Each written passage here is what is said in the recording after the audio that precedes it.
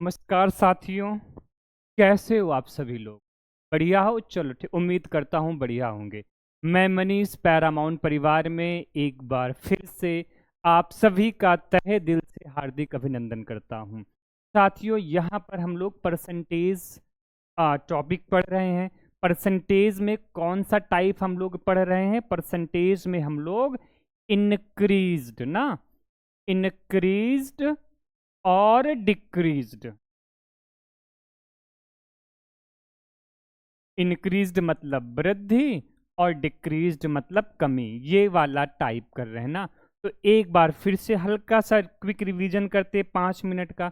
जैसे मैंने कह दिया 20%, क्या 20% को फ्रैक्शंस में आप लोग लिख लोगे कि नहीं लिख लोगे? बिल्कुल लिख लोगे। What is the 20% in fraction? 1/5। कैसे? 20 को क्या किया? 100 से हमने डिवाइड किया तो कितना आ गया? 1/5 आ गया। तो अब आपको इंक्रीज्ड रेशियो लिखना है। क्या लिखना है? Increased ratio. तो साथियों, ये वाला आपका बेस होता है, ऊपर वाला रिजल्ट होता है ना। नीचे वाला बेस जो वैल्यू आप लोग मानते हो। तो इनकम कितना माना? 5। 5 का 20% 1 होता है, तो 1 इंक्रीज हो गया तो कितना हो जाएगा? 6। आपका रेशियो कितना बन जाएगा? 5/6 बन जाएगा। ये आपका इंक्रीज्ड रेशियो। अगर मैं इंक्रीज्ड परसेंटेज निकालूं, वृद्धि प्रतिशत निकालूं, तो 5 से 6 कितना बढ़ा? 1। किस पर? 5 पे इंटू 100 कितना आ जाएगा? 20% ना ऊपर। वृद्धि प्रतिशत ना, इंक्रीज्ड परसेंटेज वृद्धि प्रतिशत। तो कितना वृद्धि? 1। कितना वृद्धि? 1। किस पर वृद्धि? 5 पे और मल्टीप्लाई बाई 100। अगर मैं डिक्रीज की बात करूं, जैसे लिख दो 25% डिक्रीज्ड, तो कितना हो जाएगा? 1/4। तो जो ये बेस वैल्यू होती है, ये एज्यूम्ड वैल्यू तुम मानते हो। तो माना कितना? इनकम 4 और 1 कम हो गया तो कितना हो गया? 3 हो गया। बात समझ में आया? तो साथियों, जब भी आप लोग परसेंटेज से रेशियो जाते हो, परसेंटेज से रेशियो, तो ये वाली वैल्यू आप लोग क्या करते हो? मानते हो। बेस वैल्यू ये वाली रखते हो, एज्यूम्ड वैल्यू पहले में। और फिर ऊपर इंक्रीज करना है तो बढ़ा देना इस वाले पे, और डिक्रीज करना है तो कम कर दिया जाएगा। मेरे ख्याल से ये बात आपको समझ में आ गया होगा ना। और दूसरा एक फॉर्मूला हम लोग और पढ़ रहे थे, कौन सा फॉर्मूला है? कि टोटल वृद्धि प्रतिशत या कमी प्रतिशत, कुल वृद्धि प्रतिशत या कमी प्रतिशत। क्या बताया था? x plus Y plus x into Y by 100, जहां पर x और y की वैल्यू प्रतिशत में लिखी जाएगी, फ्रैक्शंस में नहीं, प्रतिशत में यहां पर लिखी जाएगी। तो अब इसी के साथ ज्यादा टाइम वेस्ट ना करते हुए हम लोग पहले क्वेश्चंस की तरफ मूव ऑन करते हैं। पहला क्वेश्चंस क्या कहा गया है? A worker earns 2800 rupees per week ना, एक सप्ताह में 2800 रुपए कमाता है। कोई बात नहीं, कितना भी कमाए, कमा सकता है। इफ हिज पर आवर्स वेजेस मतलब प्रति घंटा वेतन कितना बढ़ जाए साथियों? Increased by 20%। क्या? पर आवर्स वेजेस। ये थोड़ा सा पॉइंट नोट करने वाली है ना। और दूसरा क्या कह रहा है? कि and working hours decreased by 25%। तो वही इंक्रीज्ड परसेंट और डिक्रीज्ड परसेंटेज आपको बार बार मिलेंगे। वृद्धि प्रतिशत और कमी प्रतिशत आपको बार बार मिलेगा ना। और क्या पूछा गया है? Then what will be the new wages, मतलब नया मजदूरी क्या होगी, नई मजदूरी क्या होगी ना।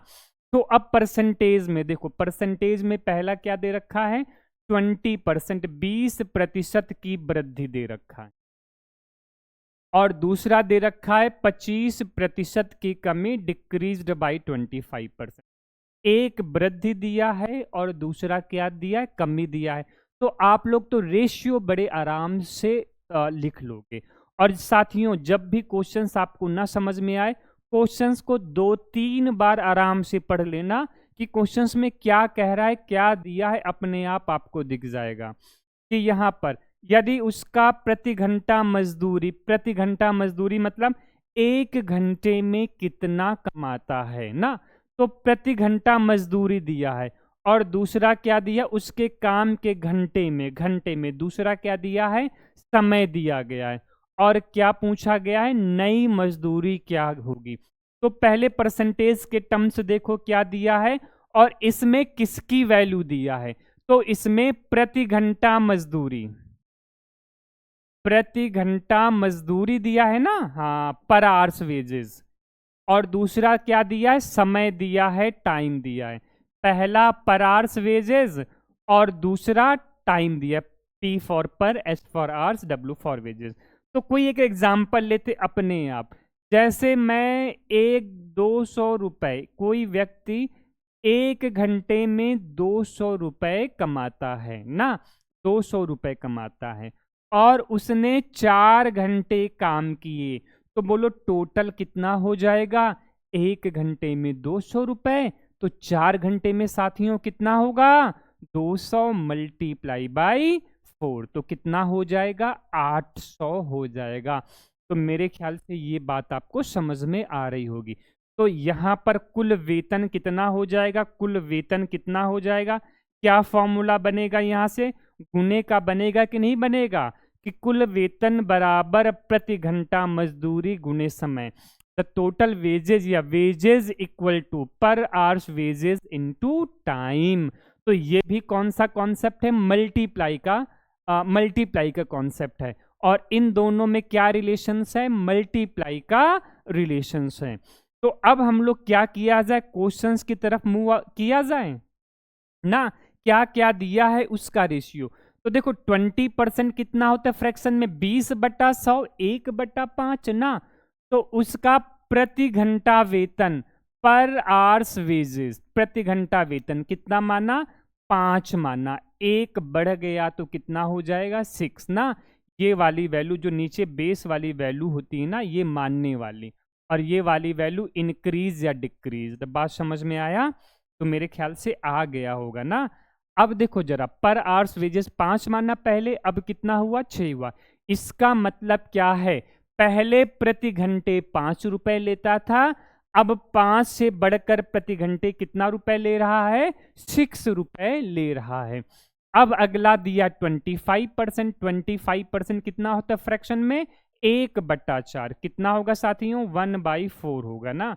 25/100 करोगे तो कितना हो जाएगा, 1/4 हो जाएगा।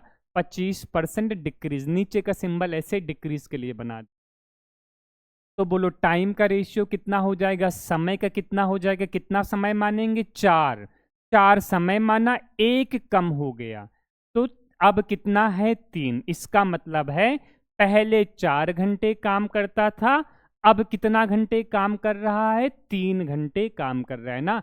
ये पहले वाला इनिशियल और ये करंट न्यू, इसको फाइनल बोलते हैं या करंट बोलते हैं। बात समझ में आया।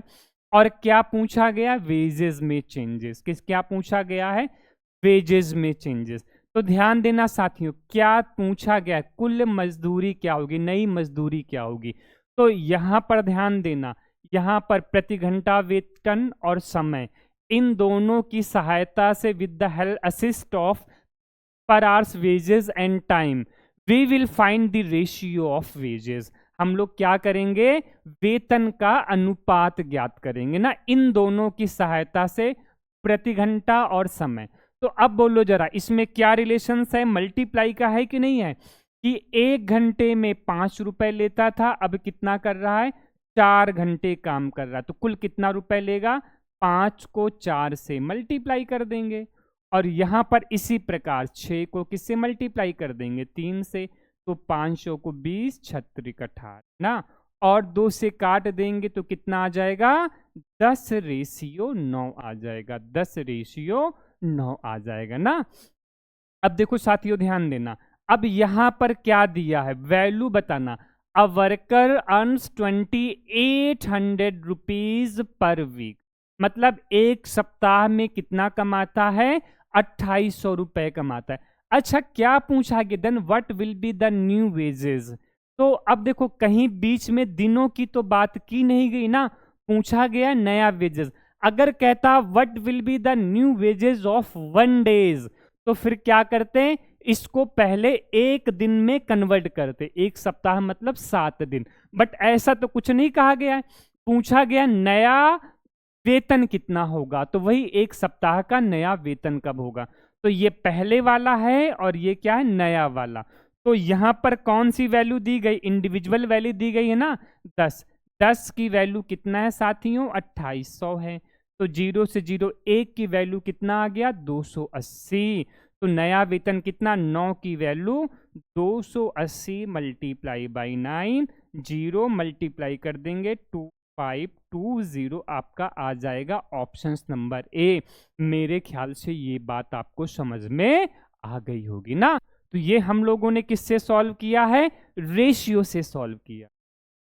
चलो अब मैंने दूसरा फॉर्मेट बताया था, किससे करना है, फॉर्मूले से। तो टोटल परसेंटेज चेंज निकालना है।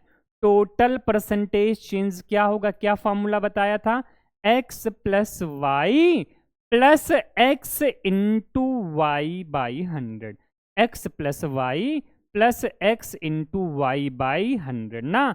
तो अब ध्यान देना, पहला कितना है, 20% इंक्रीज, तो x की वैल्यू क्या है, +20%, और y की वैल्यू कितना है, डिक्रीज है ना, तो -25%।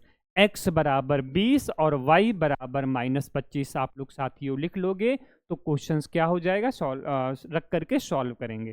तो x बराबर क्या लिखा जाए साथियों, 20 लिखा जाए ना, 20 प्लस y की वैल्यू -25 प्लस 20 गुणे -25, माइनस है तो ब्रैकेट में बटे 100 ना।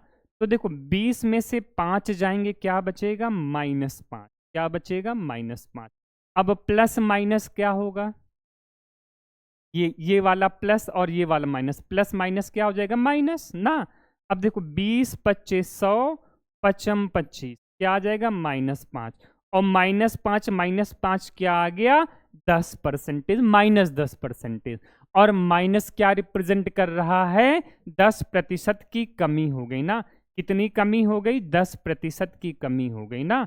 तो 10% कितना आएगा फ्रैक्शन में, 10/100, 1/10, तो इनकम 10 मानी और एक कम हो गया, कितना हो गया, सॉरी इनकम नहीं, नया वेतन, हाँ नया वेतन 10 मानी, एक कम हो गया, कितना हो गया, 9 हो गया। तो 10 की वैल्यू दिया है, 9 की वैल्यू क्या है साथियों, बताना है। बात समझ में आया। तो ये हम लोगों ने रेशियो से किया, और ये हम लोगों ने क्या किया, एक फॉर्म जो बताया था कॉन्सेप्ट, उससे किया। अब देखो साथियों, अगर इसमें प्रैक्टिस हो जाए, क्या हो जाए, इसमें प्रैक्टिस हो जाए, तो ये सब करने में टाइम नहीं लगेगा, with in a second solve हो सकता है ये वाला, विद इन अ सेकेंड इसको हम लोग क्या कर सकते हैं, सॉल्व कर सकते हैं। कैसे सॉल्व किया जाए, देखो ध्यान देना, यहां से एक प्लस है, एक प्लस है, दूसरा क्या है, माइनस है, एक प्लस है, दूसरा क्या है, माइनस है। अब देखो ध्यान देना, क्या किया जब ये 20% की वृद्धि है और 25% की क्या है, कमी है। 20% की वृद्धि है और 25% की कमी है। बात समझ में आया, 25% की। तो देखो ध्यान देना, इन दोनों को प्लस कर दो, 20 में से 25 जाएंगे, कितना आएगा, -5। बात समझ में आया, -5 आएगा, कोई डाउट है। 20 में से 25 घटा दो, -25 करोगे, 20 -25 करोगे, कितना आएगा, -5। अगर प्लस होता तो जोड़ दो, एक बार अगर प्लस है तो जोड़ दो, माइनस है तो घटा दो। बात समझ में आया। अब देखो फिर प्लस माइनस क्या हो जाएगा, यहाँ पे माइनस हो जाएगा। एक बार जोड़ा, अब इन दोनों का मल्टीप्लाई कर दो, क्या कर दो, मल्टीप्लाई कर दो। जब मल्टीप्लाई करोगे कितना हो जाएगा, 25 × 2 50, कितना हो जाएगा, 500 हो जाएगा कि नहीं हो जाएगा, 500 हो जाएगा। बस लास्ट के ये 2 जीरो हटा के लिख दे, तो 5 - 5 -10, लास्ट के 2 जीरो हटा करके। हाँ, इसको अभी थोड़ा सा अलग से समझेंगे, आप लोग ऐसे जल्दी से भी कर सकते हो। अब साथियों देखो ध्यान देना, एक चीज ध्यान देना कि आंसर किसमें पूछा गया है। और कभी कभी क्या होता है कि अननेसेसरी वैल्यू दिया होता है, क्या देते हैं, अननेसेसरी वैल्यू दिया होता है, और आप लोग क्या करते हो, वैल्यू में उलझ जाते हो, और क्वेश्चंस तो निकल जाता है पर टाइम लग जाता है, क्वेश्चंस तो निकल जाता है पर टाइम लग जाता है ना। तो पहले ध्यान दिया करो, समझना कि हमें कौन कौन सी वैल्यू की जरूरत है। क्या पूछा गया? उसकी कमाई में परिवर्तन पूछा गया, उसकी कमाई में परिवर्तन। Find the percentage, find the changed percentage in his earning ना, ये पूछा गया है ना। तो क्या है? A labour work 60 hours per week and earns ₹2400 as wages. If his per hour's wages increased by this and duration of time is reduced by this, find the percentage changed in earning। तो देखो जरा, पहला same किसका ratio? पर hours wages दिया है, और दूसरा क्या दिया है? Duration of work. हाँ, काम की अवधि, अवधि मतलब समय, ड्यूरेशन मतलब टाइम, ये क्या दिया है? इनडायरेक्टली वे से टाइम दिया है। तो अब यहां पर देखो, आपके पास पर आवर्स वेजेस प्रति घंटा वेतन है, और क्या है? समय है। तो इन दोनों का मल्टीप्लाई करोगे तो बोलो इनकम आ जाएगी कि नहीं आ जाएगी? आ जाएगी। और percentage changed in earning, answer किस में पूछा गया है? परसेंटेज में पूछा गया है। तो इन वैल्यू का कोई काम नहीं, if you have to find out the answer in percentage. अगर ये परसेंटेज ना देते तब एक बार देखते कि शायद वैल्यू से हम लोग रेशियो निकाल लें। अगर कभी कभी परसेंटेज देगा और कभी कभी परसेंटेज क्या करेगा साथियों? नहीं देगा। बात समझ में आया? तो चलो क्वेश्चन सॉल्व करते हैं कि पर आवर्स वेजेस, प्रति घंटा वेतन,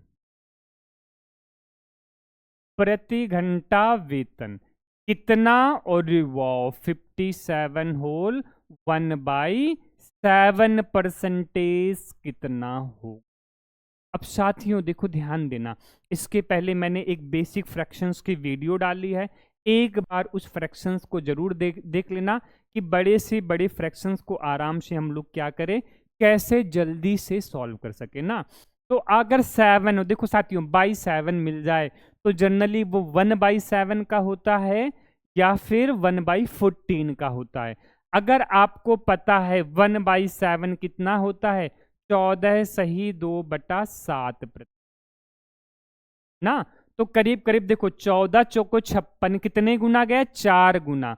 तो ये 4/7, इधर 4 का गुना करोगे तो 4/7, उधर 4 का गुना करोगे तो 57 सही 1/7। आपके दिमाग में चलने लगेगा, सर 14 चौको 56 होता है, 57 कैसे हो गया ना? हाँ मुझे पता। आओ देखते हैं। देखो 14 चौको 56 होता है ना, तो मैंने 56 लिख लिया। और इसको भी तो लिखोगे ना, इसमें भी 4 का मल्टीप्लाई। अगर 2/7 में 4 का मल्टीप्लाई करोगे तो कितना हो जाएगा? 8/7। बट साथियों याद रखना, जो आपका क्या बोलते आदर्श फ्रैक्शन जो होता है, फ्रैक्शंस होता है, उसमें क्या होगा? Numerator is less than denominator ना।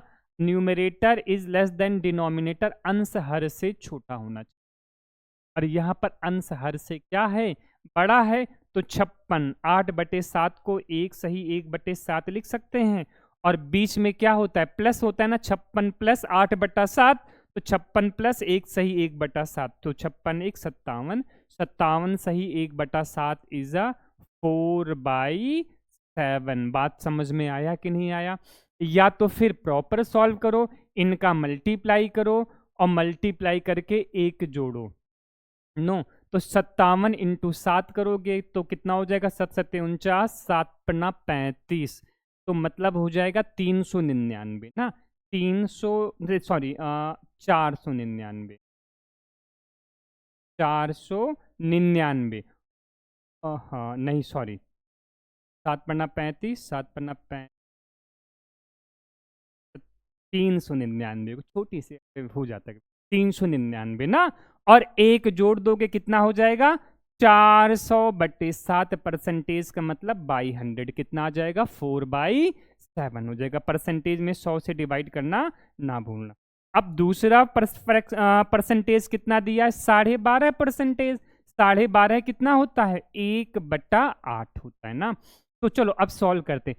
पर आवर्स वेजेस क्या है? ध्यान देना, इंक्रीज्ड बाय, तो रेशियो इंक्रीज्ड बाय पता है ना, ये 7 माना 4 बढ़ा दिया, 4 बढ़ा दिया, कितना हो गया 7 से 11 है, बढ़ा है ना इंक्रीज्ड बाय। और दूसरा रिड्यूस्ड बाय, टाइम 12.5% कम हुआ है, तो 8 है, 1 कम हो गया, कितना हो गया 7 हो गया।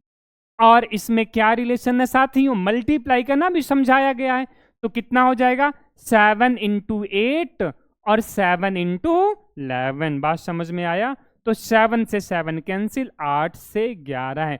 अब आंसर बोलो, परसेंटेज में बताना है कि वैल्यू में, परसेंटेज में बताना है तो वैल्यू का काम ही नहीं, सीधे 8 से 11 कितना परिवर्तन हुआ, कितना बड़ा 3, किस पर 8 पे, मल्टीप्लाई बाई 100, तो सॉल्व किया कितना आ जाएगा 37.5% आपका आंसर हो जाएगा। मेरे ख्याल से ये बात आपको समझ में आ गई होगी। चलो अब ध्यान देना, कभी कभी परसेंटेज नहीं देता है, यहां पे परसेंटेज दे दिया ना, कभी कभी परसेंटेज नहीं देगा, क्या दे देगा वैल्यू देगा, और आप लोग बड़ा परेशान हो जाओगे। परसेंटेज ना दे करके क्या दे देगा, वैल्यू दे देगा, और आप लोग उसमें बड़ा परेशान हो जाओगे, सॉल्व करने में लग जाओगे।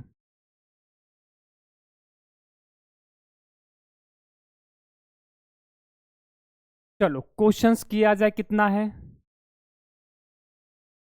नहीं ये तो हो चुका है, आगे बढ़ते हैं। ये भी लास्ट में करवाएंगे, ये वाला लास्ट में करवाएंगे, जो मिक्स क्वेश्चंस है ना, मिक्स क्वेश्चंस है ये जो है ना, मिक्स क्वेश्चंस है, इसको लास्ट में करवाऊंगा। क्या कहा है, when the price of an item is reduced by 25%, then its sales was increased by X percentage, there is a increase of 20% of the receipt of the revenue, then what will be the value of X? अब यहां पे क्या कहा गया, price की बात, तो ध्यान देना, बात किस किस, पहले किसकी बात हो रही, प्राइस की बात हो रही है, प्राइस की बात,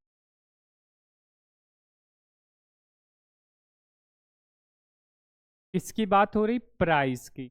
दूसरी किसकी बात हो रही है, सेल्स की बात हो रही है, और पूछा किस में जा रहा है, रेवेन्यू में पूछा जा, प्राइस की बात हो रही है। तो अब आते हैं प्राइस,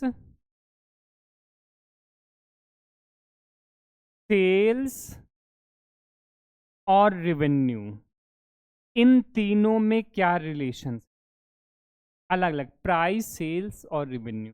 चलो एक एग्जाम्पल के साथ हम लोग समझते हैं, जैसे हम लोग मान लेते हैं, हम लोगों को पीवीआर, चलो पीवीआर के मान ले, पीवीआर मान लिया जाए, कुछ मान लिया जाए ना। तो अब देखो सबसे पहले क्या होगा, प्राइस ऑफ टिकट ना, जैसे कह दिया कि 300 रुपए पर टिकट है, कीमत कितना है 300 रुपए पर टिकट है, कोई डाउट इसमें, कितना टिकट है 300 रुपए पर टिकट है।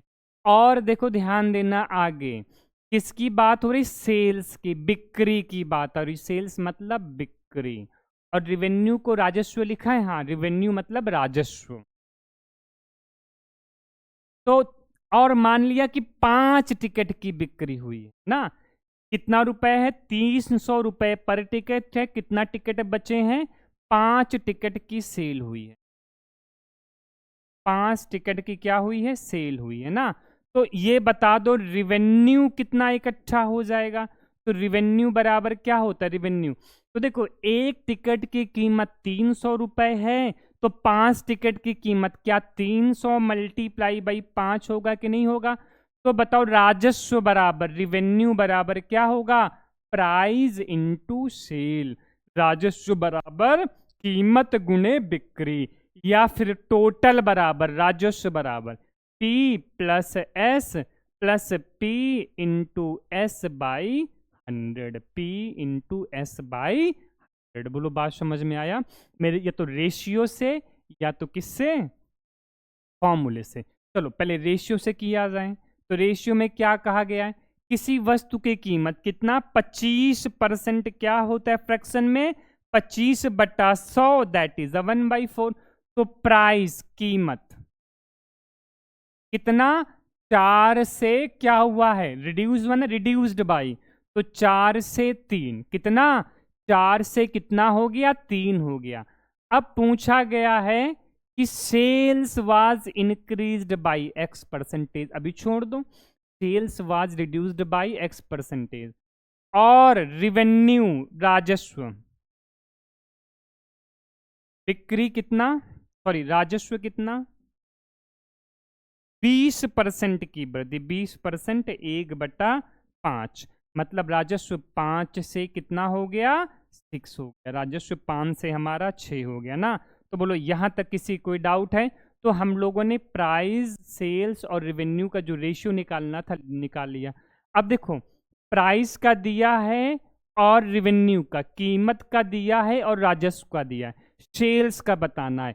तो बताओ यहाँ पर डायरेक्ट मल्टीप्लाई होगा कि क्रॉस मल्टीप्लाई होगा? देखो ध्यान देना, यहाँ से सेल बराबर क्या होगा, P डिवाइड जाएगा ना R/P, सेल्स बराबर क्या होगा, R/P, R कितना है, 5/4 ना, ये वाला R 5/4, और यहाँ पर कितना है 6/3, ये इधर गया ये इधर गया, 5 × 3 6 × 4, 5 × 3 6 × 4। तो देखो साथियों, मैंने क्या कहा था, अगर जब भी क्रॉस मल्टीप्लाई हो, जब टोटल ना बताना हो, अब यहाँ पर टोटल नहीं बताना है, अगर टोटल बताना है तो डायरेक्ट मल्टीप्लाई, टोटल बताना है तो डायरेक्ट मल्टीप्लाई, और टोटल नहीं बताना है तो जो टोटल जो राजस्व है उसको वहीं लिख दो, 5 और 6 वैसे लिख दो, इसको इधर भेज दो और इसको इधर भेज दो। बात समझ में आया? इसको इधर भेज दो तो 3 × 5 या 5 × 3, इधर इसको इधर भेज दो तो 4 × 6। अगर काटना हो 3 दूनी 6 काटो, नहीं काटना हो आपकी मर्जी। तो कितना हो जाएगा यहाँ पर 5, और 5 से कितना हुआ है यहाँ पर 5 × 3 और 6 × 4।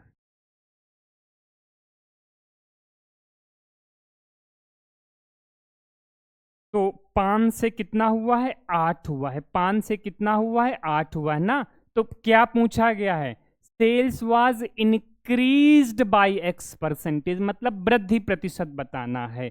तो 5 से 8 राजस्व हुआ, कितना बढ़ा 3, किस पर 5 पे, और गुने 100% ना, 5 × 5, 5 दूनी 10 और 20 × 60, आपका आंसर कितना आया 60% आया। अच्छा 2 बार 40 लिख गया, आंसर कितना आया 60% आया। मेरे ख्याल से ये बात आपको समझ में आ गया। बोलो किसी को कोई डाउट है इसमें ना?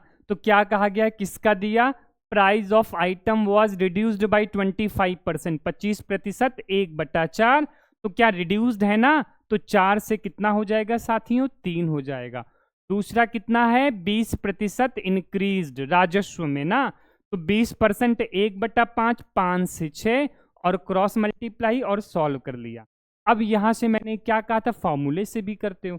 कौन कौन सी वैल्यू दिया है यहाँ पर ध्यान दो, आर कितना है, आर राजस्व रिवेन्यू 20% इंक्रीज, बराबर प्राइस क्या 25% डिक्रीज, तो ये -25, पी की वैल्यू -25 डिक्रीज है ना, कमी, कमी मतलब minus, plus S, plus P की वैल्यू -25 × S/100। बात समझ में है?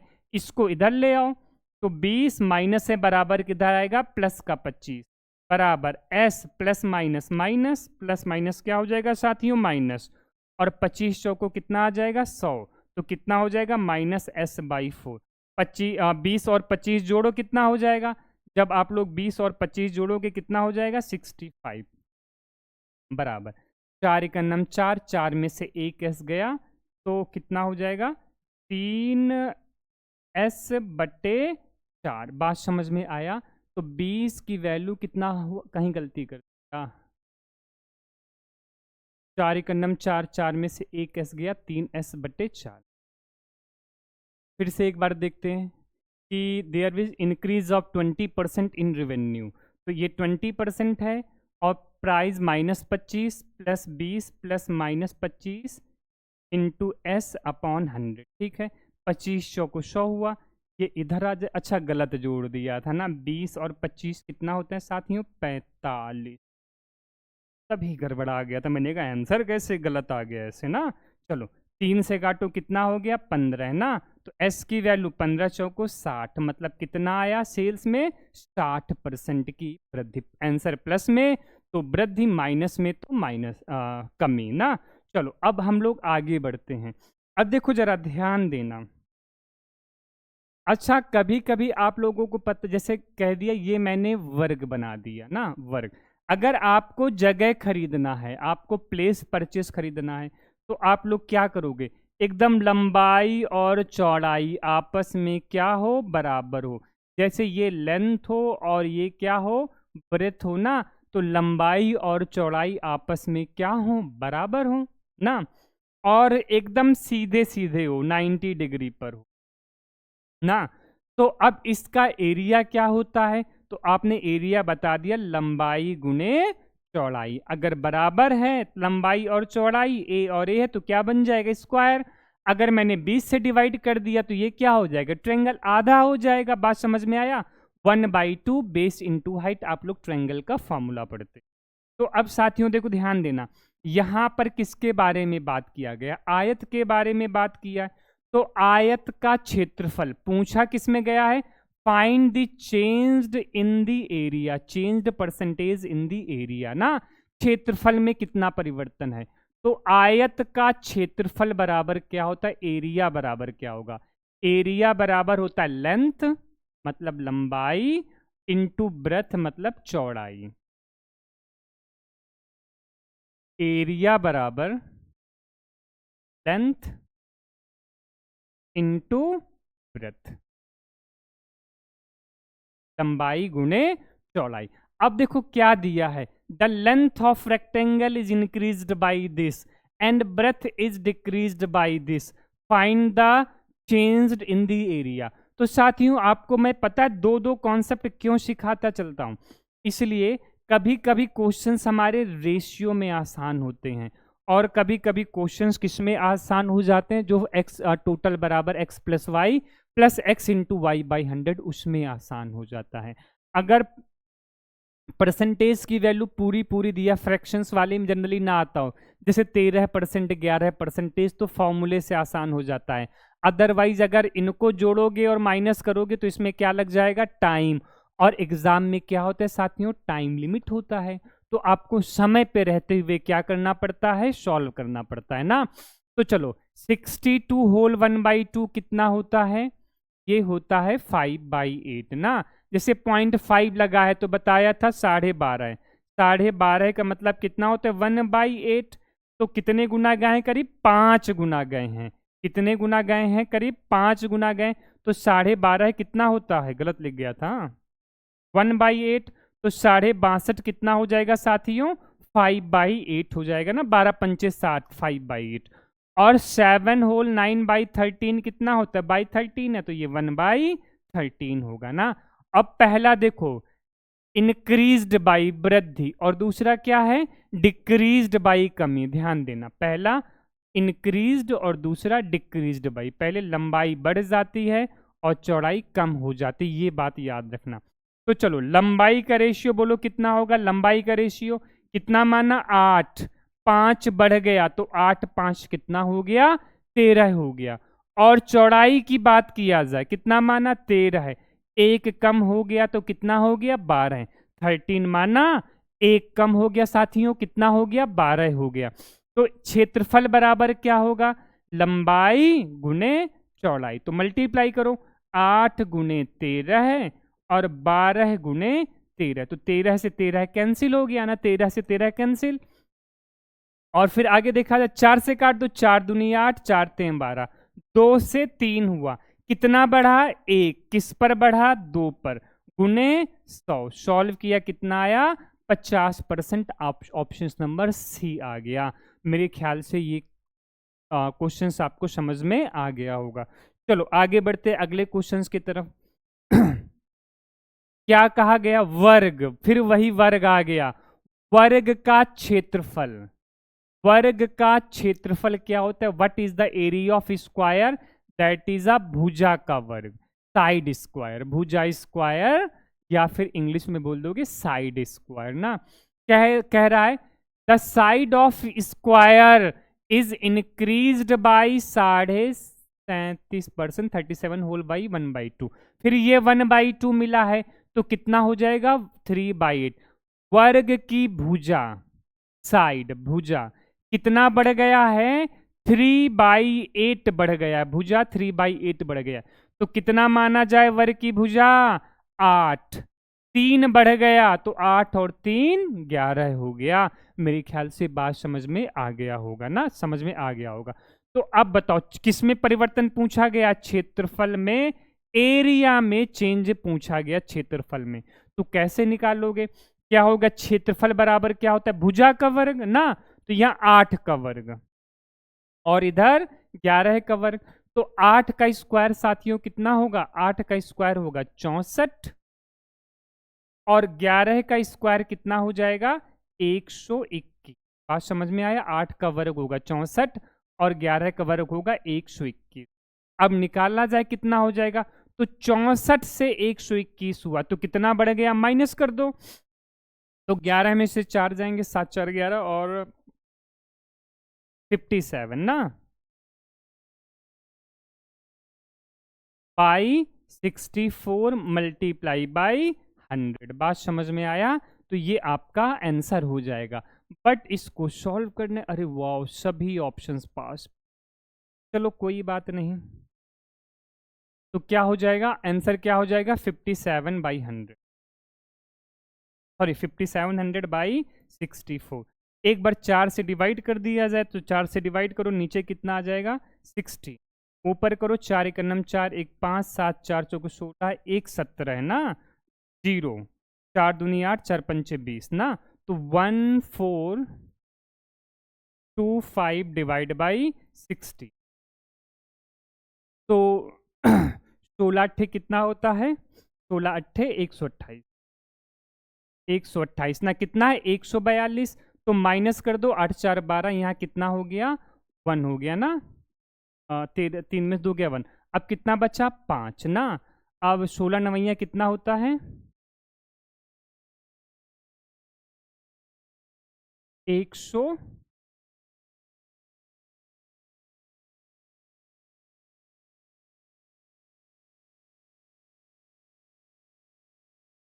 144 और कितना बचा 1 बचा, तो 89 सही 1/16 होगा। मेरे ख्याल से ये बात आपको समझ में आ गया होगा। ऑप्शन बड़े पास पास है ना, इसलिए एक एक करके हमको डिवाइड करना पड़ेगा। अब क्वेश्चन देखो क्या कह रहा है, द बेस ऑफ ट्रायंगल, ये भी ट्रायंगल, तो त्रिभुज का क्षेत्रफल क्या होता है, क्षेत्रफल 1/2 आधार गुणे लंब ना, क्षेत्रफल area equals to 1/2 base into perpendicular height, perpendicular height. जैसे ट्रायंगल बना दिया ना, ये ट्रायंगल ये बेस है और ये परपेंडिकुलर हाइट है ना, तो 1/2 आधार गुणे लंब होता है।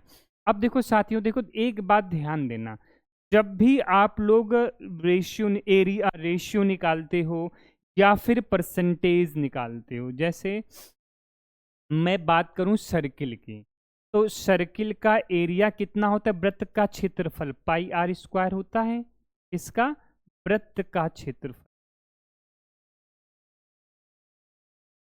होता है area of a circle πr², area of circle. हाँ, अगर मैंने कह दिया रेडियस 20% बढ़ गया, 20% कितना होता है 1/5, तो देखो रेडियस का रेशियो कितना होगा 5/6। एरिया क्या होता है πr² होता है ना, पाई इंटू यहाँ पर r कितना 5 का स्क्वायर पाई, यहाँ पर r कितना 6 का स्क्वायर, तो पाई और पाई कैंसिल कर देते हैं ना। तो मेरे बताने का मतलब ये है कि जो भी कांस्टेंट टर्म्स मिले, जो भी क्या मिले कांस्टेंट टर्म्स मिले, उसको क्या करो हटा दो, जो भी कांस्टेंट टर्म्स मिले उसको क्या करो साथियों हटा दो। अगर आपको परसेंटेज बताना हो, क्या बताना हो, you have to find out a percentage ना। तो यहां पर देखो कांस्टेंट क्या है, यहां पर 1/2 है ना, तो तो इसे हमने क्या किया, इग्नोर कर दिया। एरिया बराबर बेस इंटू हाइट। या तो फॉर्मूले से चले जाओ और या तो रेशियो से। फॉर्मूला क्या बताया था, total x plus Y plus x into Y by 100। बात समझ में आया, बिल्कुल आ गया होगा। तो पहले क्या दिया, त्रिभुज का आधार 40%। 40% कितना होता है, 40/100, दैट इज अ 2/5। 40 को 100 से डिवाइड कर दोगे तो कितना आ जाएगा, 2/5 हो जाएगा। और क्षेत्रफल कितना, 60%। कितना होगा, 60 अगर आप लोग 100 करोगे, काटोगे, कितना आ जाएगा, 3/5 आ जाएगा ना। तो एक कहा गया है त्रिभुज का आधार 40% बढ़ जाता है, और दूसरा किसका कहा गया, एरिया 60% बढ़ जाता है आधार। तो चलो सॉल्व करते हैं। अगर मैं आधार की बात करूं, बेस की बात करूं ना, तो 5 है, ये वाली वैल्यू मानते हैं, और 2 बढ़ गया, तो 5 से कितना हो गया, 7 हो गया। 5 से कितना हो गया, 7 हो गया।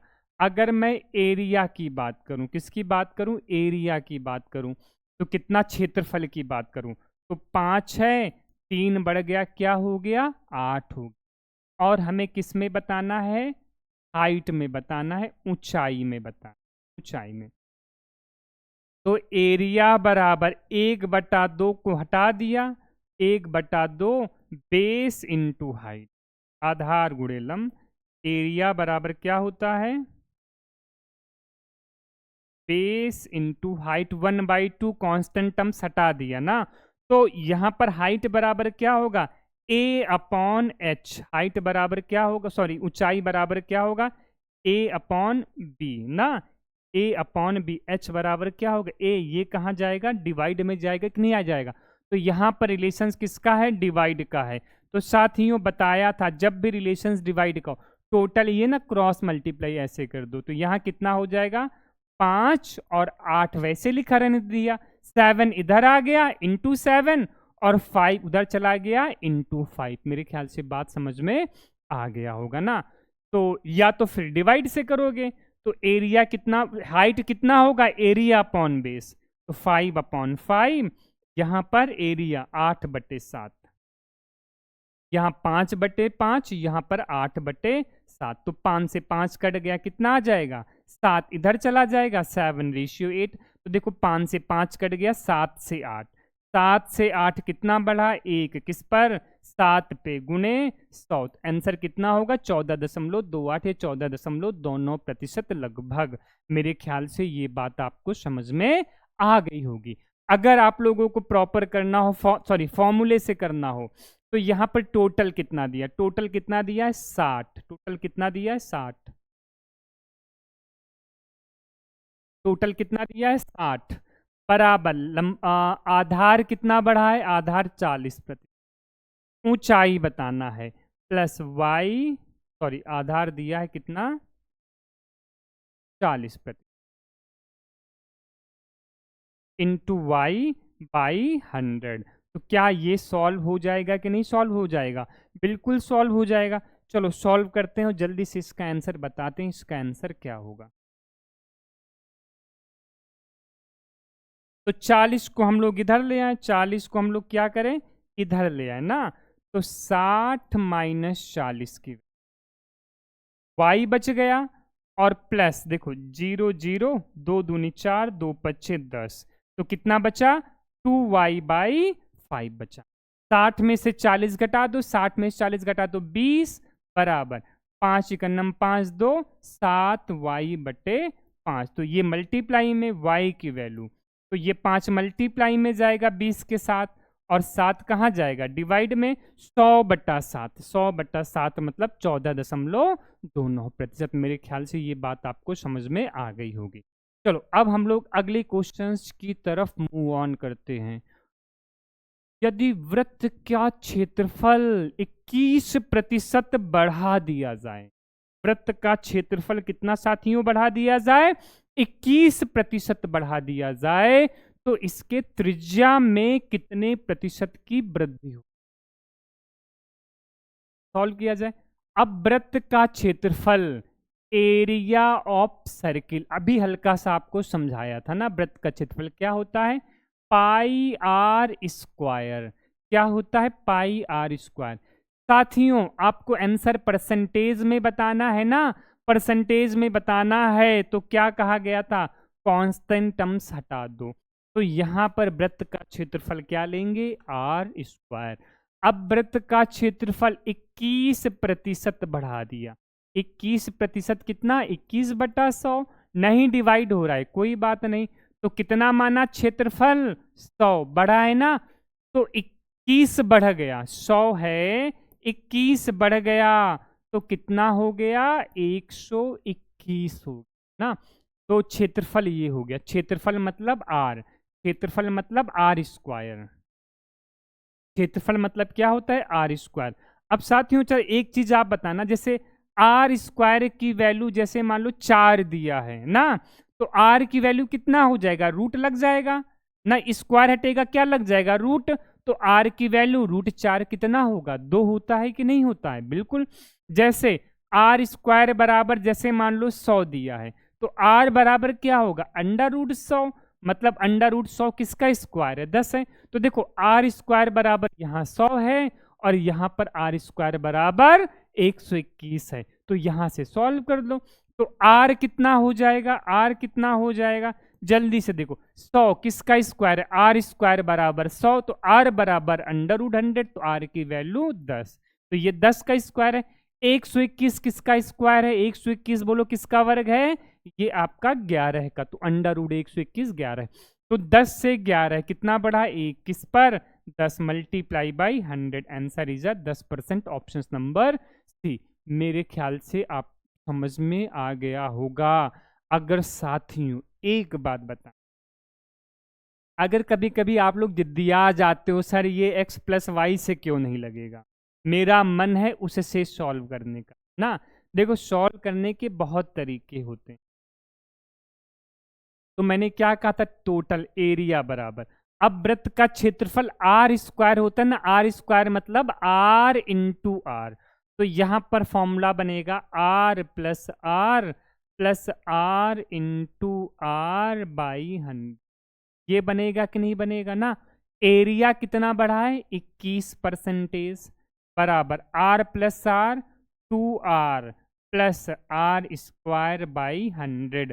तो साथियों सॉल्व तो हो जाएगा, बट यहां पर क्या बन गया साथियों, देखो क्वाड्रेटिक इक्वेशन, और सॉल्व करने में आप लोग क्या लगा दोगे, टाइम लगा दोगे ना।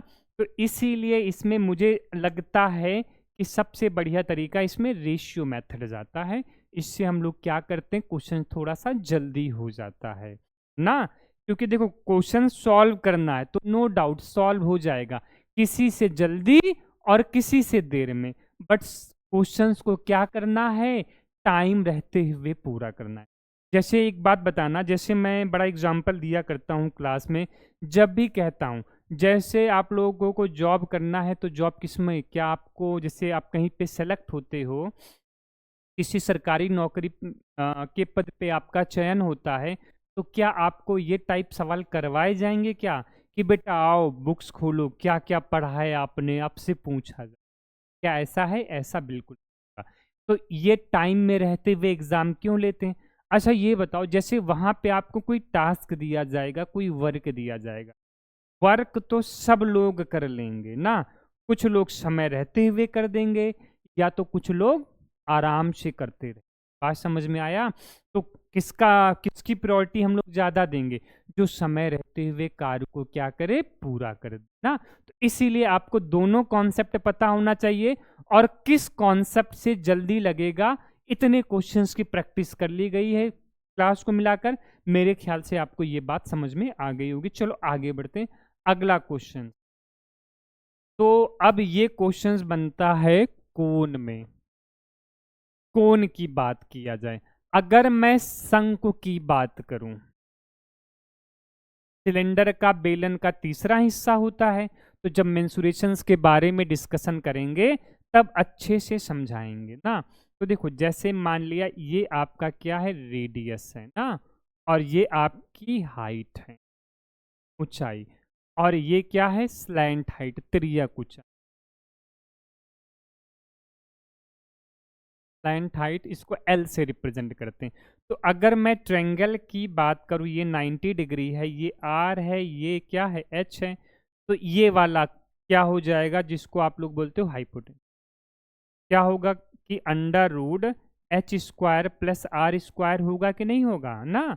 तो पाइथागोरस थ्योरम से, तो वही यहाँ पर एच है, यहाँ पर आर है, यहाँ पर स्लैंट ना। अब साथियों ध्यान देना, कभी कभी हाइट नहीं देता, कभी कभी हाइट की जगह क्या दे देते हैं, स्लैंट हाइट। तो हाइट, स्लैंट हाइट को हाइट की तरह आप लोग कंसीडर करोगे। स्लैंट हाइट, तिर्यक ऊंचाई को किसकी तरह कंसीडर करोगे, हाइट की तरह कंसीडर करोगे क्वेश्चन सॉल्व करने पे। अगर आपने स्लैंट हाइट लगाने पे लग गए तो क्वेश्चंस में क्या लग जाएगा, टाइम लग जाएगा। और आप लोग यहाँ पर एक बात याद रखना, बड़ी अच्छी बात बता रहा हूं, यहाँ पर केवल आयतन और कर्व सरफेस एरिया, कर्व क्या होता है, कितना भाग घिरा हुआ है ना। आज समझ में आया। जैसे आप लोग कमरे में बैठे हो कि नहीं बैठे हो, तो आपका दीवारें कितना भाग घेरे हुई हैं, तो ये आपका क्या होगा, वक्र प्रस्थ का क्षेत्रफल, कर्व सरफेस एरिया ना। टोटल पूछा जाएगा तो ऊपर और नीचे, तो जब भी आपको टोटल सरफेस एरिया बताना हो तो थोड़ा सा ध्यान देना। क्या ध्यान देंगे आगे बताएंगे। चलो पहले इस क्वेश्चंस को करते हैं हम लोग। क्या कहा गया है, शंकु की त्रिज्या 14.2/7%। तो ये फ्रैक्शन में साथियों कितना होता है, 1/7% बढ़ जाती रेडियस। तो आर कितना माना, ये वाला 7 मान लिया, एक बढ़ गया, कितना हो गया, 8 हो गया। और इट्स हाइट कितना, 12.5% कम हो जाता है ना। हाइट कितना, 12.5% कम हो जाता है, तो 1/8। तो हाइट का रेशियो कितना हो जाएगा, 8 से कितना हो जाएगा, 7। अब किस में परिवर्तन पूछा गया है, वॉल्यूम में, आयतन में परिवर्तन। तो इसका आयतन क्या होता है, वॉल्यूम क्या होता है, व्हाट इज द आयतन of a cone, that is a 1/3 pi r square h. बात समझ में आया, 1/3 पाई आर स्क्वायर एच, जहां पर आर आपकी त्रिज्या है। जैसे आप लोगों ने आइसक्रीम खाई होगी ना, कोन वाली, हाँ, तो वही क्या बन गया, कोन। या फिर मैं बात करूं जोकर की उल्टी टूप ना। तो चलो, तो आयतन क्या होता है, पाई आर स्क्वायर एच। बट पहले मैंने आपको एक बताया था ना, परसेंटेज बताने में कांस्टेंट टर्म्स को क्या करेंगे, हटा देंगे ना। कांस्टेंट टर्म्स को क्या करेंगे, हटा देने। तो क्या बच गया, आर स्क्वायर एच, क्या बच गया, आर स्क्वायर एच। तो यहां पर देखो आर कितना है, 7, तो आर स्क्वायर एच की वैल्यू 8 रेशियो। यहाँ पर आर कितना है, 8 स्क्वायर, एच की वैल्यू 7। बात समझ में आया कि नहीं आया। तो बस इसको सॉल्व कर लिया जाए ना। तो देखो जरा, ये स्क्वायर से 7 के स्क्वायर से 7 कट गया, 8 के स्क्वायर से 8 कट गया, तो क्या रेशियो बच गया, 7:8। जैसे देखो 2 का स्क्वायर बाई 2 करते हो तो स्क्वायर से 1 कम हो जाता है ना। तो वही कट 2 से, जब यहाँ पर 7 की पावर 1 होता है, यहाँ पे 2 होता है, तो माइनस नहीं हो जाता है उसमें, तो बस सीधे 2 है, यहाँ पर 1 है, तो कितना बच गया, 1, 7 से 8। तो बोलो तो क्या पूछा गया है, आयतन में क्या प्रभाव पड़ेगा। तो पहले 7 है, 7 से 8 हुआ, कितना increase, 1/7 multiply by 100, answer is a 14/2/7%। बात समझ में आया। देखो डिवाइड करने में कंफ्यूजन मत होना, जैसे लिखा है 4 की पावर 3/4 की पावर 2, तो कैसे लिखते हो, 4 की पावर, आपको पता है a की पावर m/a की पावर n बराबर क्या होता है, m-n। तो ये 4 की पावर, बस बेस बराबर हो, 3 - 2, तो 4 की पावर 1। तो इसलिए हम काट दिया, 3 में से 1 गया 2, तो यहाँ पे पावर 1 था, काट दिया, 7 2 है, 2 में से 1 गया, 1 बचा। मेरे ख्याल से बात समझ में आ गई होगी। तो चलो अब देखो, इसको भी याद रखना, फॉर्मूले से लगा सकते हैं, बट अगर वैल्यू आपकी ये है तो लगाओगे, उससे थोड़ा सा आपको साथियों क्या लगेगा, टाइम लगेगा। और इस टाइप का क्वेश्चन जो है मेंस में कई बार पूछा गया था, कोन वाला या सिलेंडर वाला। चलो, क्या कहा गया, radius of a sphere is increased bye 20%। तो रेडियस 20% बढ़ गया, 20% कितना होता है 1/5। तो रेडियस त्रिज्या, रेडियस मतलब त्रिज्या, तो त्रिज्या का अनुपात कितना होगा? तो 5 माना, 1 बढ़ गया, कितना हो गया 6। तो पहले 5 था, अब 1 बढ़ गया साथियों, कितना हो गया 6 हो गया। तो क्या बताना है कि आयतन में परिवर्तन। तो what is the volume of a sphere? तो गोले का आयतन, गोले का आयतन, गोला जैसे मतलब फुटबॉल, जैसे सॉलिड फुटबॉल, फुटबॉल है ना गोल, तो उसी को हम लोग क्या बोलते हैं स्फीयर, सॉलिड हो। तो वॉल्यूम क्या होता है 4/3 pi r cube, 4/3 pi r cube, और इसकी यूनिट भी क्यूब में होती है ना। तो मैंने क्या बताया था कि आपको किसका बताना है, वॉल्यूम का बताना है, किसका बताना है वॉल्यूम का। तो वॉल्यूम, तो फिर परसेंटेज बताने में क्या बताना है, परसेंटेज बताना है। तो परसेंटेज बताने में कांस्टेंट टर्म्स क्या करते हैं, हटा देते हैं। कांस्टेंट टर्म्स क्या करते हैं साथियों, हटा देते हैं ना। तो क्या होगा आर क्यूब, तो यहाँ 5 का आर, यहाँ पर 5 है तो 5 का क्यूब, और नया कितना हो जाएगा 6 का क्यूब। एक 5 का क्यूब हो जाएगा, दूसरा 6 का क्यूब हो जाएगा। तो 5 का क्यूब कितना होगा, 5 का क्यूब 5 इंटू 5 इंटू 5 125, और 6 का क्यूब निकालोगे 6 इंटू 6 इंटू 6, 6 इंटू 6 इंटू 6 कितना हो जाएगा 216 हो जाएगा। तो अब आयतन पे क्या प्रभाव पड़ा है, तो कितना वृद्धि है माइनस कर दो। तो 216 में से 125 माइनस कर दोगे तो कितना आ जाएगा 91 ना, 91 अपॉन कितना 125 मल्टीप्लाई बाई 100 ना। तो 25 से काटो, 25 पंजा और 25 चौको 100, तो 4 का नम 4 न चौको 36, 364/5, 5 सत्ते 35, 1 36, कितना बचा 4 बचा, नहीं 5 सत्ते 35, हाँ ठीक है ना, 5 सत्ते 35, 1 36, ठीक है 4 बचा, 5 दूनी 10, 4 5 8 40, तो आपका आंसर 72.8%। हाँ, अगर साथियों आपको फॉर्मूला निकालना है तो देखो यहाँ पर क्या होता है आर क्यूब, आर क्यूब मतलब आर इंटू आर ना। तो पहले 2 बार लगाओगे, क्या होगा इंक्रीज कितना 20, तो 20 प्लस 20 प्लस 20 गुने 20/100, तो 0 0 0 0 ना, 20 20 40 प्लस 4 कितना हुआ 44%। तो 2 का कितना आया साथियों 44%, फिर 44% और फिर 20%, तो 44 प्लस 20 प्लस 44 इंटू 20/100। बात समझ में आया? तो फिर कितना हो जाएगा, सॉल्व कर लेंगे 72.8। तो चलो जोड़ डोलो, ऐड करो, 44 प्लस 20 कितना हो गया 64 प्लस, अब 0 से 0 8.8 और 64 72.8 ना। तो इसको ऐसे भी सॉल्व कर सकते हैं, कई सारे इसको तरीके हैं ना। चलो अब हम लोग क्या करते हैं, आगे बढ़ते हैं। एक ठोस गोला जिसका व्यास इतना सेंटीमीटर है ना, इसको 2 बराबर भागों में काट दिया गया। तो क्या बताना है कुल सतह पर कितने प्रतिशत का वृद्धि हो, कितने प्रतिशत कुल सतह के क्षेत्रफल पर बढ़ा हुआ प्रतिशत क्या होगा। Very good. A solid sphere और डायामीटर कितना है 17.5, तो डायामीटर इतना है, 2 बराबर भागों में काट दिया गया ना। तो जैसे मैं बात करूं स्फेयर की, सर्किल नहीं बनाई, जैसे मान लिया फुटबॉल बना है ना, ये आपके पास क्या है स्फेयर है, इसका आयतन कितना होता है 4/3, अभी लिखाया था पाई आर, और उसका कुल सतह का क्षेत्रफल टोटल सरफेस एरिया क्या होता है 4πr² होता है, कुल सतह का क्षेत्रफल। अच्छा सवाल है साथियों। तो देखो ध्यान देना, ये दोनों बातें आपको क्या होना चाहिए, पता होना चाहिए। आयतन होता है 4/3 पाई आर क्यूब, और कुल सतह का क्षेत्र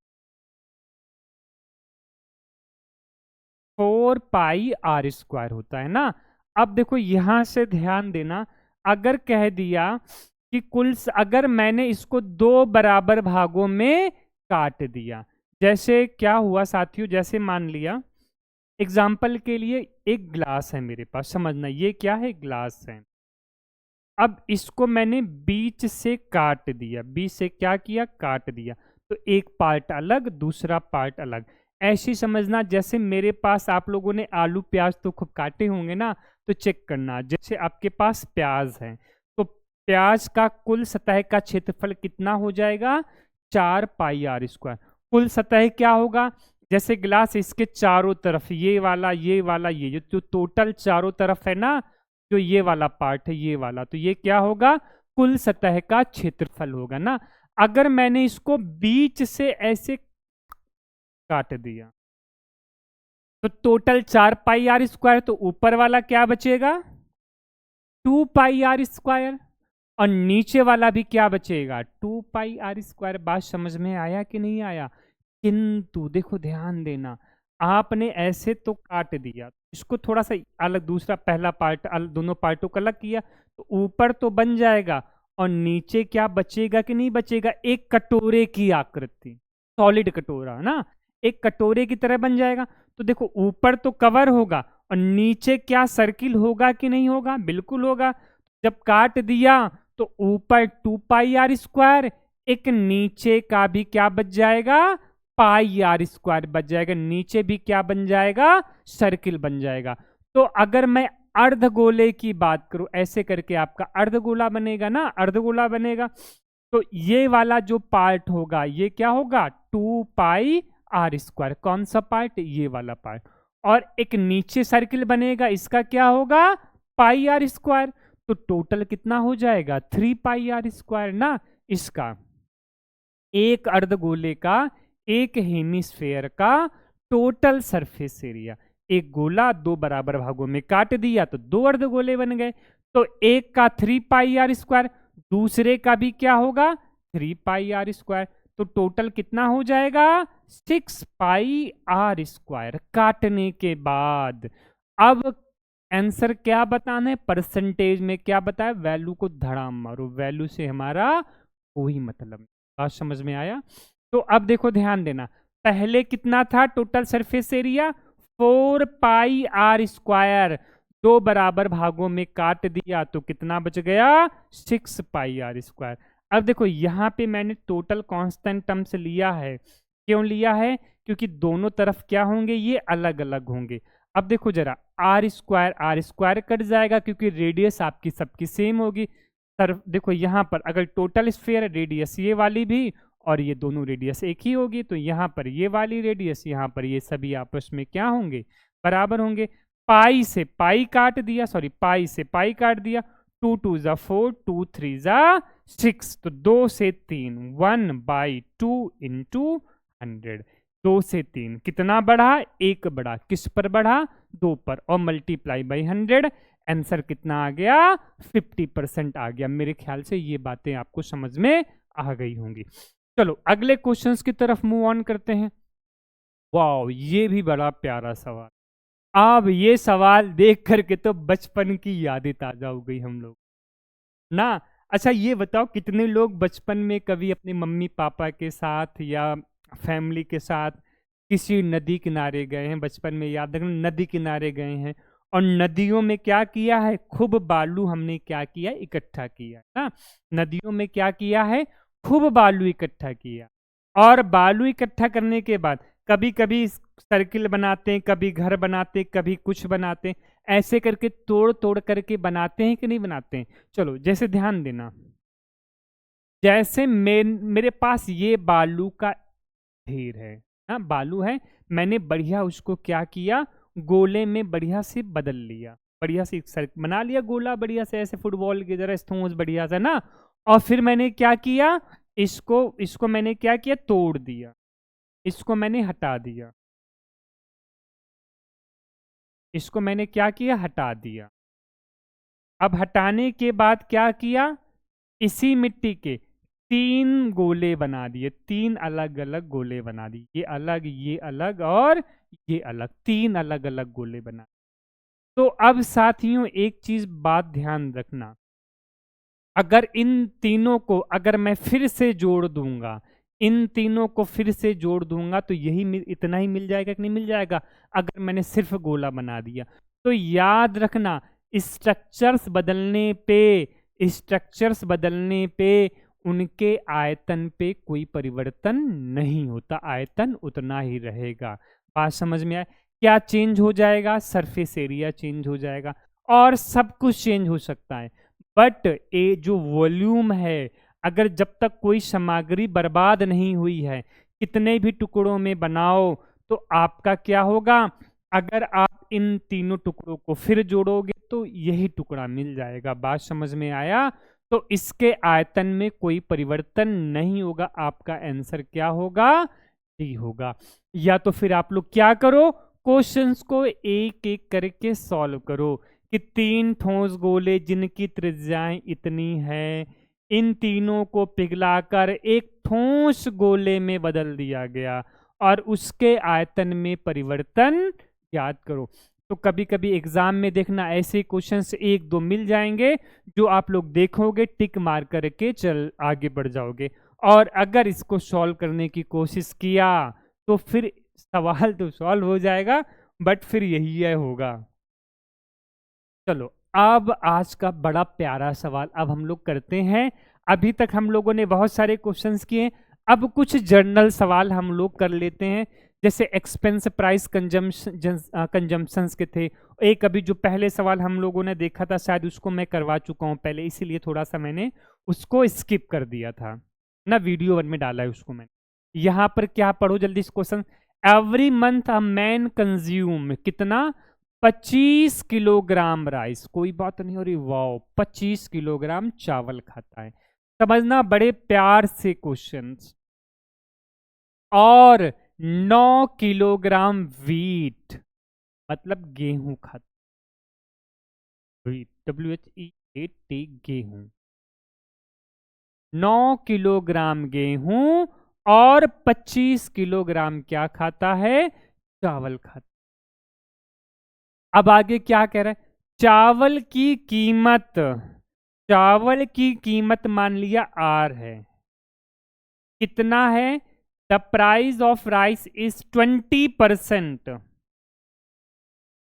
20% मतलब 20/100 of the price of wheat ना, तो 20×100, तो ये W यहाँ डिवाइड में आ जाएगा, तो R/W साथियों कितना हो जाएगा, 1/5 हो जाएगा प्राइस। अगर मैं प्राइस की बात करूं, प्राइस का रेशियो कितना हो जाएगा, 1:5 हो।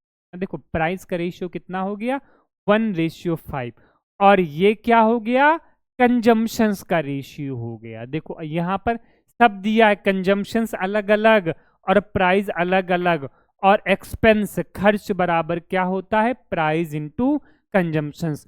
अब क्वेश्चंस को यहां से किसी भी डायरेक्शन में साथियों मोड़ा जा सकता है। आगे पढ़ो क्या कहता है, एंड देस ही स्पेंड्स टोटल 350, और टोटल कितना रुपए खर्चा करता है, एक्सपेंस है 350 टोटल खर्चा। अब ऐसे देता, कंजम्पशंस का रेशियो दे दिया, प्राइस का रेशियो दे दिया ना, तो क्या एक्सपेंस का रेशियो आ जाता है यहां पर, तो E बराबर क्या होता है, P/C। तो साथियों ध्यान देना, अगर कभी भी एक सवाल करो ना तो इससे आपके कई क्वेश्चंस बन सकते, कई क्वेश्चंस आप लोग बना सकते हो ना। तो E बराबर क्या होगा, P/C, तो मल्टीप्लाई कर दोगे, यहां पर 25 आ जाएगा, यहां पर अपना 45 आ जाएगा, और टोटल को जिस रेशियो में डिवाइड करना हो डिवाइड कर देना। तो ये अब इसके बाद अगर आपको प्राइस निकालना हो तो प्राइस कैसे निकालोगे, प्राइस को क्या कैसे निकालोगे, एक्सपेंस में कंजम्पशंस को डिवाइड करके, खपत को डिवाइड करके ना। तो आपके पास यहां पर एक्सपेंस आ गया, 25 किलोग्राम की कीमत इतना, तो 1 किलोग्राम की कीमत कैसे निकालोगे, डिवाइड बाय 25। तो साथियों यहां पर अगर हमें प्राइस भी बताना होता ना तो हम लोग प्राइस बता देते, बट हमें प्राइस नहीं बताना है, कुछ और कह रहा क्वेश्चन। चलो आगे बढ़ते हैं। If the rice and wheat per month, इतना ठीक है। If the price of wheat is increased by 20%, तो ये 20% इंक्रीज्ड हो, कितना इंक्रीज्ड हो गया? 20%। कितना हुआ? मान लिया 1/5। अरे गजब, ये 5 से क्या है? डिविजिबल है। अगर साथियों, अगर ये 5 से डिविजिबल ना होता, एग्जाम्पल के लिए यहाँ 25 होता, तो 1/4, तो ऊपर वाले में 4 का मल्टीप्लाई कर, कि क्या हो कि क्वेश्चंस क्या हो, बड़े आराम से सॉल्व हो जाए ना। तो 20% बढ़ गया, तो मतलब 1/5, तो 5 है, 5 का 1/5 कितना? 1 बढ़ गया, कितना हो गया? 6 रुपए हो गया, मतलब प्राइस 1 रुपए बढ़ गया। तो ये पहले वाली प्राइस, अब ये क्या आ गई? नई प्राइस आ गई। Then what percentage reductions of rice in consumption, consumptions for the expenditure same रहे, खर्च उतना रहे। बात समझ में आया कि हमें चावल की खपत में, किसमें कम करना है? कंजम्पशंस में कितना % कम करें कि खर्च हमारा 350 रुपए ही रहे। चलो अब फिर दिमाग लगाया जाए और इस क्वेश्चंस को साथियों क्या किया जाए? सॉल्व किया जाए। समझना, एक्चुअली बताना कीमत कितना बढ़ा है। बड़ा प्यारा सवाल है, कीमत कितना बढ़ा है? 1 रुपए बढ़ा है ना साथियों, और कितना किलोग्राम यूज कर रहे हैं? 9 किलोग्राम यूज कर रहे हैं। तो 1 किलोग्राम में कितना बढ़ा? 1 रुपए ना। तो 5 से 6 प्राइस क्या होता है? 1 किलोग्राम की कीमत। तो 1 किलोग्राम में 1 बढ़ा है, तो 9 किलोग्राम में साथियों कितना बढ़ेगा? 9 गुणे 1, तो कितना? 9 रुपया बढ़ गया। 9 kg ना, इंटू 1, तो कितना एक्सपेंस कितना बढ़ जाएगा? 9 रुपए बढ़ जाएगा। क्या मेरी बात ये समझ में आया कि नहीं आया? शायद समझ में आ गया होगा। या आप लोग ऐसे करोगे, नपना कितना हुआ? 45, पहले 45 रुपया, अब नछा का फिर 9 का मल्टीप्लाई इसमें, नछा का 54, अब 54 रुपया। दोनों को माइनस करो, कितना रुपए? नहीं, यहां से नहीं, आपको स्टार्टिंग में डायरेक्ट से ही सॉल्व करना। देखो प्राइस 5 से 6 1 रुपए बढ़ा है 1 किलोग्राम पे, तो 9 किलोग्राम पे कितना बढ़ेगा? 9 रुपए खर्च बढ़ जाएगा, एक्सपेंस बढ़ जाएगा। तो आपको चावल की प्राइस, चावल क्या करना है? तो प्राइस बढ़ा है ना, किसका प्राइस बढ़ा? गेहूं का। Then what percentage reductions of rice consumptions for the same expenditure given that the price of rice of consumptions of wheat are कौन? क्या कह रहे? ये देखो ध्यान देना। If the price of rice, the price of rice आगे and consumptions of wheat are constant, मतलब चावल की कीमत क्या है? चावल की कीमत, मतलब जो यहां पर कीमत है वही कीमत यहां पर होगी। बात समझ में आया? और गेहूं की खपत ना, the price of rice and consumptions of wheat, खपत सेम है। मतलब 9 किलोग्राम यहां पर है, तो 9 किलोग्राम आपको यहां पर खाना ही खाना है, लेना ही लेना है। बात समझ में आया? तो गेहूं का कंजम्पशन सेम है, बट सॉरी, गेहूं का कंजम्पशन सेम है, बट चावल का कंजम्पशन थोड़ी सेम है, चावल का प्राइस सेम है। तो गेहूं 9 किलोग्राम था, 9 ही किलोग्राम लेना है, that is the mentions in the questions. तो हम लोग क्या करेंगे? किसमें कम करेंगे? चावल में कम करेंगे। तो बोलो यहां पर कितना खर्च बढ़ा? 9 रुपए। तो हम लोग 9 रुपए के चावल कम कर देंगे। कितने किलो के चावल? 9 रुपए के चावल। बात समझ में आया? तो देखो यहां पर प्राइस है, प्राइस कितना था चावल का? 1 था, और यहां पर प्राइस है 1, मतलब 1 किलोग्राम कितने का मिलता है? 1 रुपए का मिलता है। तो 9 रुपए में कितना चावल खरीदोगे? 1 किलोग्राम 1 रुपए में, 1 किलोग्राम 1 रुपए में, तो 9 रुपए में कितना चावल खरीदोगे? क्या 9 किलोग्राम परचेस किया जाएगा कि नहीं किया जाएगा? बिल्कुल किया जाएगा। तो 9 किलोग्राम चावल हमें कम करना है। किस में कम करना है? इनिशियल कितना 25 और मल्टीप्लाई बाई 100। 25 चौको 100 न चौको 36 ऑप्शंस। ऑप्शंस नंबर ए, इसका आंसर कितना आया? 36% आया। तो मेरे ख्याल से आज का सेशन आपको समझ में आया होगा। तो इसी के साथ जुड़े रहिए मनीष विद मैथ्स के साथ। मिलते हैं अगली क्लास में, तब तक के लिए bye bye, wish you all the best.